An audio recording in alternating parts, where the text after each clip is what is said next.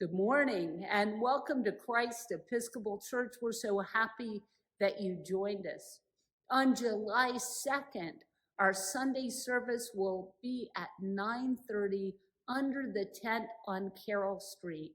That gives us an opportunity to have a slightly different, more relaxed version of worship during the summer months. We hope that you'll join us, stop by, and say hello.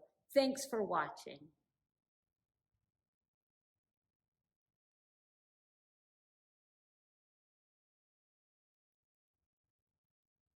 We all experience fear. Fear of staying the same, fear of change. Fear is all around us. From the moment we're born, we learn to fear the world around us. Certainly to fear the stranger, sometimes to even fear those who are closest to us. And politicians have long recognized the power of fear of those who are different from us, even when doing so doesn't serve our best interest. Fear is a large part of driving the economy, but it's also increasingly becoming our political priorities. In 1997, a 14-year-old student at Eagle Rock Junior High School in Idaho Falls won first place at the regional science fair by showing how conditioned we have been to believing and spreading false fear. In his project, he urged people to sign a petition demanding strict control or total elimination of the chemical dihydrogen monoxide because it is colorless, odorless, tasteless, and kills uncounted thousands of people every year. He went on to describe prolonged exposure to its solid form can cause severe tissue damage. Symptoms of its ingestion can include excessive sweating and urination, a bloated feeling, nausea, vomiting, and body electrolyte imbalance. It also contributes and is a major component in acid rain. It contributes to the erosion of our natural landscape. It accelerates corrosion and rusting of metals, and it can cause electrical failures and decreased effectiveness of automotive brakes. After describing all of the problems, he asked people to sign a petition.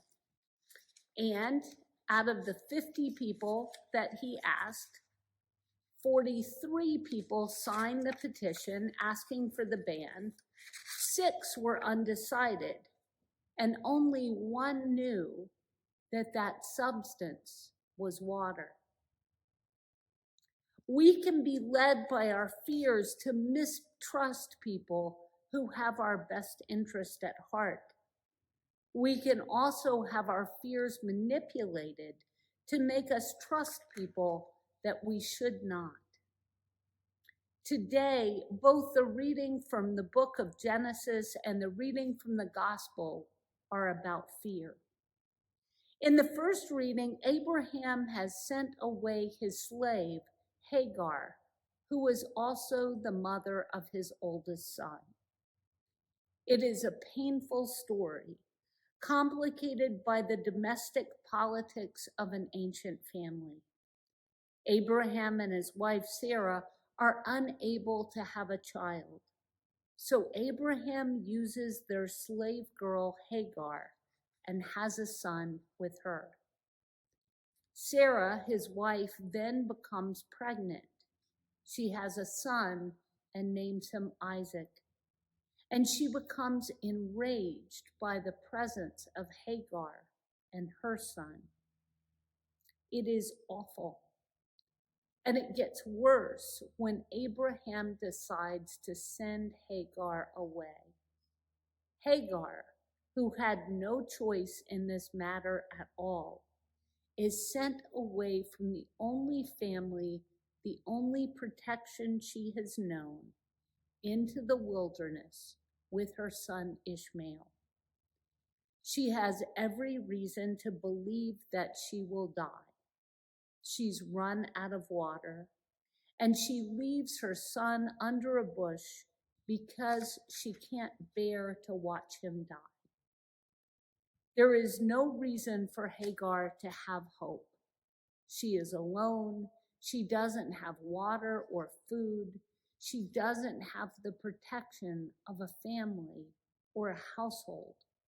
She has absolutely no way in the ancient world of taking care of herself or her son. But God hears her cry. Or, to be more exact, the Bible tells us God hears the boy's cry.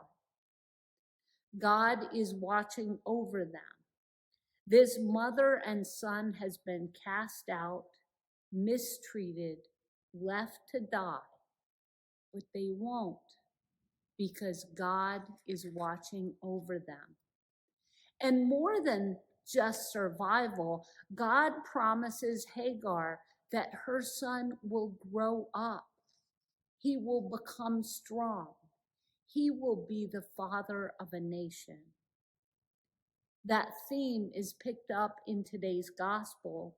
Jesus sends his disciples out with nothing. No sandals, no money, no safety, no protection.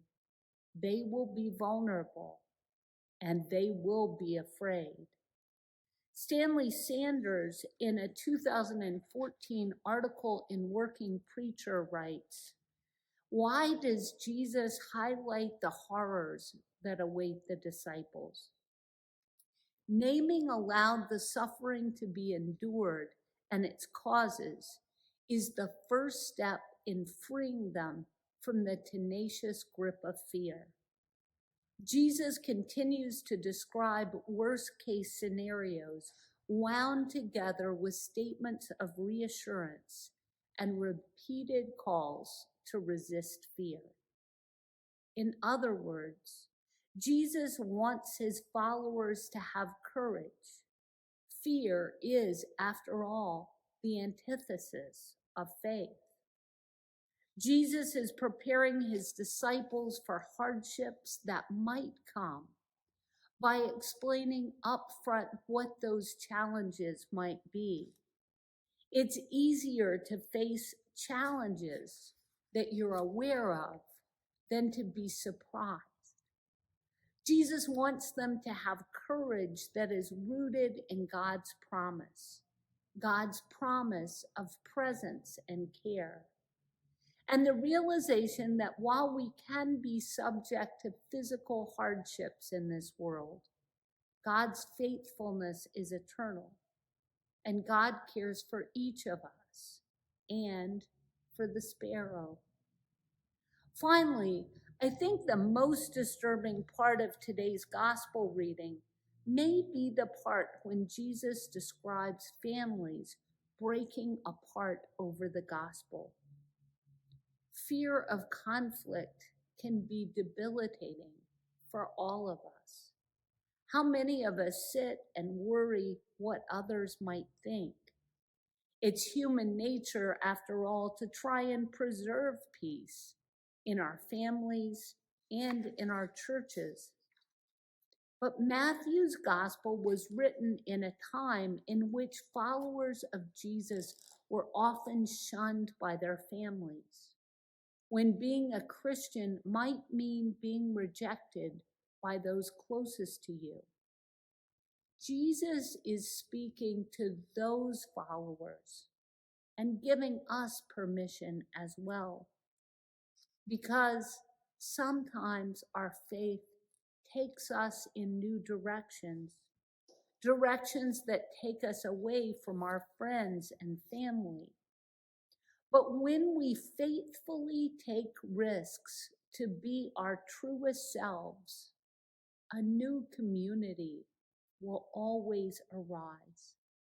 We will find blessings because God is with us, and faithful people find other faithful people to support and encourage. Today's readings challenge us. Hagar is victimized by Abraham and is afraid for herself and her son. Jesus is sending the disciples into a world that will reject them. Fear is something we will all face, but God is constant. God is always watching out for us. And if we believe that we belong to God, the changing fortunes of our lives, the judgment of others, and the fear of standing alone for conscience sake, these are all temporary discomforts, the price of being a faithful follower of Jesus. As David Lewis writes, we need to take care not to characterize hardships as challenges sent from God, but rather remind each other that if God can use something as awful as the cross to work redemption, then God can and will work through our hardships for the sake of life.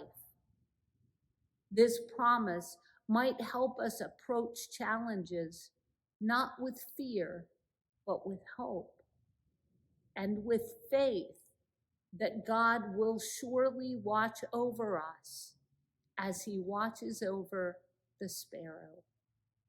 Amen.